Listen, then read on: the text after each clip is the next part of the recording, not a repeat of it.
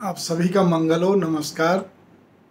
कल मेरे पास एक सज्जन आए और उन्होंने मेरे से एक प्रश्न पूछ लिया, जिज्ञासा प्रकट करी कि आपकी हम वीडियो जब देखते हैं, सुनते हैं, तो जब आप मंदिर के अंदर, वो आपका जो भी मंदिर बना रखा है आपने, आप जब उसके अंदर बोलते हैं तो उसमें बहुत सारी भगवान की मूर्तियाँ हैं, फोटो हैं। तो फिर आप इतना सारा फिर क्या कर्मकांड करते हैं, क्या करते हैं आप, मतलब क्योंकि आप हमारे को तो बोल के उसके बाद फिर आप कैसे, एक ये और बाकी कुछ छोटी छोटी और भी जिज्ञासाएं थी। तो फिर जो मैंने उनको जवाब दिया, तो मेरे एक हमेशा का स्वभाव है कि मैं आप तक भी पहुंचाने की चेष्टा कर रहा हूं पिछले 4-5 साल से। मैं एक बात फिर कहना चाहता हूं, मैं आपकी तरह एक साधारण हूं, सब कुछ हूं, लेकिन चाहे वो आचार्य श्री राम शर्मा जी हों, चाहे आपके स्वामी विशुद्धानंद सरस्वती जी हों, कोई भी बड़े महापुरुष जितने भी हैं, चाहे नीम करौली बाबा जी, जितने भी अपने शास्त्रों में लिखा गया है कि अगर आपके पास कोई अच्छे विचार हैं, अच्छी नीति है, तो आप उसको जरूर बांटिए, अपने मन में मत रखिए आप उसको। तो मेरा बस एक यही है, मेरे को कोई ये नहीं कि मेरे को कोई और कुछ करना है या बड़ा बनना है या कुछ नहीं, जैसा हूँ वैसा ठीक हूँ, ऐसे में ही जाना चाहता हूँ। ठीक है, जिस दिन भगवान बुलवाना बंद कर देगा बाई दी वे, तो कोई बात नहीं। जैसे मेरे पिताजी का कान से सुनना बंद हो गया था आखिरी के 3 साल, 3.5 साल, तो वो एक अलग चीज़ है। मेरे को इस चीज़ से नहीं, लेखनी भी अगर बंद हो जाएगी कोई दिक्कत नहीं है। जितना है उतना तो कम से कम बिल्कुल 2 टूक शास्त्र होता। बार बार कहता हूँ कि मैं केवल 14 से 28 साल के बच्चों के लिए ही मैं क्या कहते हैं बोलता हूँ, लिखता हूँ। वो एक अलग बात है कि उसका उपयोग सभी लोग कर रहे हैं, नहीं कर रहे हैं, किसको अच्छा लग रहा है किसको नहीं, वो अलग बात है। अब यहाँ पर मैं आपको ये कहना चाह रहा हूँ, जो उनकी पहली जिज्ञासा थी, पहली जिज्ञासा का मैं उनको बड़ा प्यारा सा प्रत्युत्तर दिया कि वो मेरा साधना रूम पहले से इस ढंग का वो कर रखा था, कई साल पुराना है वो, तो जिसमें कई चीज़ों का जैसे नहीं होता कि भी जो भी चीज़ अच्छी लगी, मूर्ति है, फोटो है, वो भी, और कुछ अपनी जो इष्ट की फ़ोटो, और कुछ हमारे पास पुरानी जो पड़ी हुई थी मूर्तियाँ, बहुत पुरानी पड़ी हुई थी, तो वो सब एक ही जगह रख दी। वो एक, अब वहाँ से उठाने का मन भी नहीं है कि नहीं नहीं मैं एक ही खाली मूर्ति रखूँ या एक ही फ़ोटो रखूँ, वो भी मन नहीं है। मैं आपसे मैं बिल्कुल एक स्पष्ट कहना चाहता हूँ, ठीक है, मैं देवी माँ का ही उपासक हूँ, उन्हीं के लिए करता हूँ, और साथ में सब कुछ है। दूसरा, देव के रूप में मैं शिवलिंग को रोज़ सींचता हूँ, शालिग्राम जी को रोज़ सींचता हूँ, आपके दक्षिणवर्ती संघ को रोज़ नहलाता हूँ। उसके अलावा हनुमान जी की भी क्या कहते हैं मैं माला फेरता हूँ। ये मेरा नियम है। और पहले मैं रोज़ हवन करता था, कुछ प्रॉब्लम, पिछले साल मेरे साथ प्रॉब्लम आ गई थी, तो जिसके कारण से चेस्ट में खाली, क्योंकि वो कमरे के अंदर करने से धुआं, तो धुआं काफ़ी चला गया था, शुगर होने के कारण से मेरे को काफ़ी तकलीफ आ गई चेस्ट के अंदर, तो जिसके कारण से मैं अब हवन छोटा करता हूँ, वो भी विशेष विशेष अवसरों पे, क्योंकि डॉक्टरों की भी यही हिदायत है और मैं भी अब इस चीज़ पे चल रहा हूँ।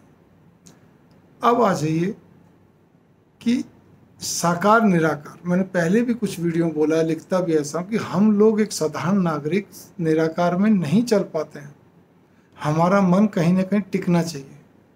अभी भी भगवान राधा कृष्ण जी की फ़ोटो है, महाराज जी की फ़ोटो है, अब जिस पे भी आपका मन टिके, आपका जिस भी देवी देवता पे, तो इसीलिए ये कोई बहुत बड़ा वो मैटर नहीं है कि भाई मूर्ति ज़्यादा है कम है, आपका मन टिकना चाहिए।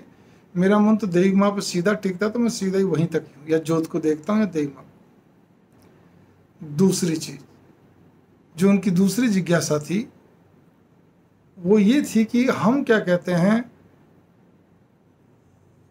जब करते समय फिर भी चाहे कुछ भी कहो जी, घर में देखो जी बच्चे हैं, सब कुछ है, चमकमरा, उनको कितना भी करे, लेकिन फिर भी कहीं ना कहीं आवाज़ तो होती है, सब कुछ है, चलिए मान लिया, तो उसका एक तरीका है।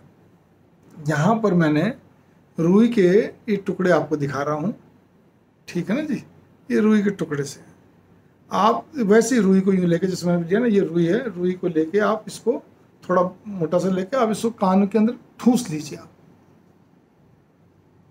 वो सारा नहीं ठूसता है, लेकिन थोड़ा जितना भी आधा जाएगा अच्छी तरह ठूस लो आप।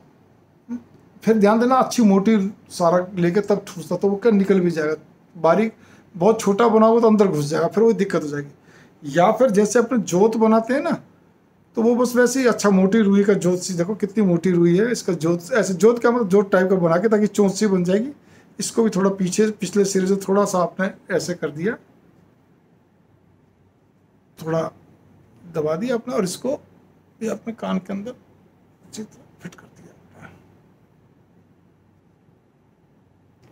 तो कई चोंच सी निकली रहेगी बाहर, आपको निकालने में आसानी रहेगी। इसमें भी देखिए फुंदा से निकला, आसानी असर रहेगी। इतना ठूस दोगे आप, क्या कहते हैं, रुई को, मोटी सारी रुई को, मतलब अच्छी खासी, उसके बाद तो आपको सुनाई खुद को नहीं, मतलब नहीं देगा कहीं से भी। अब इससे मैंने आपको लगाया है तो मेरे को ये कोई आवाज़ नहीं सुनाई दे रही। ये तो साइंस का नियम है। आप बिल्कुल लगाइए इसको और लगा के अपना जाप करिए आराम से। आपको माला फेरनी है, माला फेरिए, मानसिक जाप करना है, मानसिक करिए। थोड़ा सा हल्का हल्का मुँह से भी, अगर आपका अभ्यास नहीं बना तो आप थोड़ा सा हल्का हल्का मुँह से बुदबुदा के भी कर सकते हैं। यहाँ पर एक और भी चीज़ है, जब आप जाप करते हैं तो एक चीज़ का हमेशा ध्यान कर लीजिए, अगर आपको याद रहे तो फिर मेरी एक बात पर आप गौर कर लीजिएगा। मैं आपको बहुत अच्छी एक नम्र निवेदन के साथ अनुरोध पूर्वक कहना चाहता हूँ कि आप लोग कृपया करके किसी प्रकार की शंका में मत पड़िए। किस दिन भूल जाए, रह जाए, कोई दिक्कत नहीं, लेकिन यदि हम एक कटोरी में जल ले लें, साफ जल, या फिर क्या कहते हैं गिलास ले लें, लोटा ले लें, कुछ भी ले लें, ये देखिए जल भरा हुआ है इसके अंदर ना, तो ज़्यादा टेढ़ा करूँ तो गिर जाएगा, ठीक है। ये आपने क्या कहते हैं अपने पास रख दिया। अब मैंने भगवान के पास इसको रख दिया, यहाँ पर मैंने भगवान जी के पास रख दिया मैंने। आप इस चीज़ पे गौर करेंगे, जब आप जाप कर रहे हैं, जैसे मैं गायत्री का ही करता हूँ तो गायत्री के लिए ही बोलता हूँ, लेकिन आपको जो भी करना है, ओम से लेकर गायत्री मंत्र तक, इस बीच में हजारों मंत्र, एक जाप पकड़ के रखना। जब आप जाप करते हैं तो उससे पहले उसी जाप से ही इसको आपने क्या करना है, आपने लिया थोड़ा सा जल हाथ में लिया, मैं थोड़ा ऊपर करके दिखाता हूँ, थोड़ा जल हाथ में लिया, अपने ऊपर वार दिया, थोड़ा सा इधर उधर कर दिया आपने, चारों तरफ मतलब छिड़के दे दिए, जाप करते करते। मैं अब आपको मैं जाप करते करते बता रहा हूँ। ओम भूर्भुवः स्वः तत्सवितुर्वरेण्यं भर्गो देवस्य धीमहि धियो यो न प्रचोदयात्। ओम भूर्भुवः स्वः तत्सवितुर्वरेण्यं भर्गो देवस्य धीमहि धियो यो न प्रचोदयात्। आपने जाप करते करते पहले जाप करा, जाप करने का उस जल को लिया, मतलब वो एक प्रकार से मंत्रोक्त हो गया। फिर जाप करते करते, अच्छा मन में करिए, करते करते चारों दिशाओं में ऊपर नीचे थोड़ा छिड़क दिया, अपने ऊपर भी आ गया, सब कुछ हो गया। ये क्या है, आपका बिल्कुल शुद्धिकरण जिसको कहना चाहिए। अब आप जाप शुरू करिए। चलिए आप राम राम भी करते हैं, ओम नमः शिवाय करते हैं, कुछ भी करते हैं, चलिए ओम नमः शिवाय, ओम नमः शिवाय। अब आपको तो बोल के बताना पड़ेगा ना, इसीलिए आपने या राम राम राम राम राम राम राम ऐसे नहीं। फिर ध्यान दीजिए, हम इतने बड़े साधु भी नहीं हो गए, सन्यासी नहीं हो गए, आराम से आपको भी अच्छा लगेगा। राम राम राम। आप आँख खोलकर अधिक से अधिक अभ्यास करें मेरे प्यारे बच्चों, क्योंकि ताकि भगवान या जोत जो भी जल रही है आपकी, अगर जोत अगर आपकी व्यवस्था है तो ठीक है, नहीं तो भगवान की फोटो मूर्ति उसको देखते चलिए और जाप करते चलिए आप, ठीक है ना। या ओम भूर्भुवः स्वः तत्सवितुर्वरेण्यं भर्गो देवस्य धीमहि धियो यो न प्रचोदयात्। लगातार चलता रहे, मानसिक या बुदबुदाते, बस करते चलिए। जब आपका जाप लास्ट में खत्म, मतलब आप जब उठने लगें, समाप्त हो जाए, आपने, क्योंकि ये आपका मंत्रों और भगवान के आगे रखा हुआ ये जो जल है, अब ये जल साधारण नहीं है, इसमें कॉस्मिक एनर्जी, एक प्रकार से वो प्रभाव पूरा आ चुका है। आप भगवान का आशीर्वाद मानिए, जो मानिए, जिसको हम चरणामृत बोलते हैं। आपने, ठीक है, आपने थोड़ा सा चरणामृत लिया, 3 बार लेना होता है।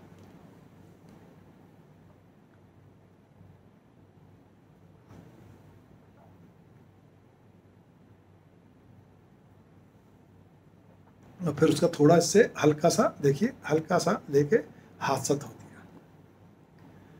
और इसको आप पूरे घर में छिड़क, सबको चढ़ा मत देते हुए बाकी पूरे घर में छिड़क सकते हैं, और छिड़कना भी चाहिए, पवित्र हो जाता है। बचे हुए को आप पी लीजिए, मैं तो यही कहूँगा। और यही शास्त्रोक्त है। एक साधारण आप गृहस्थी हो, आपके लिए इतना ही बहुत है, ये बहुत जरूरी है। मैं फिर इसमें एक चीज़ और भी कहना चाहूँगा आपको। आप निश्चिंत होकर जप करिए। मेरी बात ध्यान रखना, मैं कर्मकांडी नहीं हूँ, ये भी मैं बता रहा हूँ आपको। आप इसको ये समझ लीजिए कि जो दो तरह किस्म होते हैं, जो कर्मकांडी तो उनके हर चीज़ में यम नियम होता है, वो एक अलग विद्या है, अलग तरीके हैं, अलग सब कुछ है। सनातन धर्म का वो जो हम आगम निगम बोलते हैं उसका पार्ट है। पार्ट क्या, वो है ही उसी में से। उसमें फिर क्या कहते हैं, वो आगम निगम पार्ट इसलिए बोला, कोई तंत्रोक्त है, कोई मंत्रोक्त है, कोई किस तरह से। लेकिन भक्ति भाव के अंदर अगर आप प्योरली शुद्ध विशुद्ध रूप में भक्ति भाव में चल रहे हैं, तो मेरे नौजवानों, मेरे बच्चों, आप लोगों का बहुत व्यस्त जीवन है। मैं मान सकता हूँ कि आप 10-15 मिनट भी निकाल लें तो बहुत धन्य हैं। आप भक्ति भाव में चलिए, तो उसमें यम नियम नहीं। मैं तो बार बार कहता हूँ, क्यों मांगना, किस लिए करना। आप भक्ति भाव में बस अपना कहते हैं 15 मिनट भी आप दे रहे हैं, बहुत है। आप देते चलिए, आप जप करते चलिए, पाठ जो करना वो कर लीजिए, बाकी जप करिए। आप गाड़ी ड्राइव कर रहे हैं, जप करिए, सब कुछ करें, जप करिए।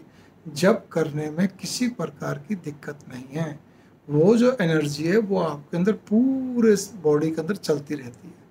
आप देखना, जब आपका जप आपका ज्यों ज्यों बढ़ता चलेगा, त्यों तो आपके अंदर एक प्रफुल्लित आप होते चलोगे, आनंदित होते चलोगे, आपको अच्छा लगेगा, बढ़िया लगेगा।